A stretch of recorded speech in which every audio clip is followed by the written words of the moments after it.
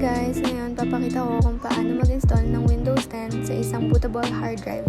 First is need natin ang laptop at hard drive na paglalagyan natin ng Windows 10. Once masaksak na natin yung hard drive, pwede na tayo mag-proceed sa pag-download ng ating Windows 10. Ang unang step is pumunta tayo sa Google at mag-search ng Windows 10 or Windows 10 downloads. Pagkatapos ay pindutin ang unang website at scroll down hanggang sa makita nyo ang download at pindutin ito.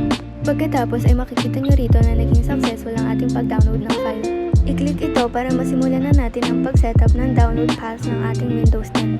Pagtapos ay ito na ang lalabas na prompt.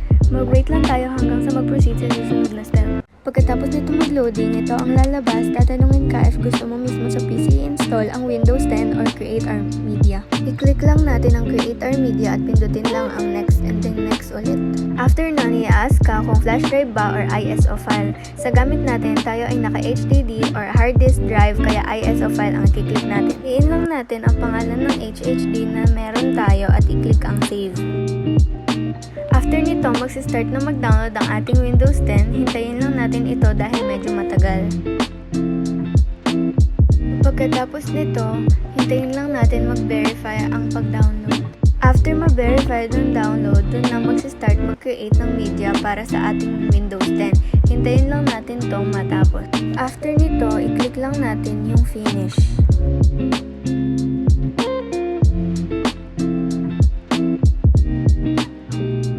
Next nito ay i-make sure lang ng software na malinis ang pagkakasetup natin sa Windows 10.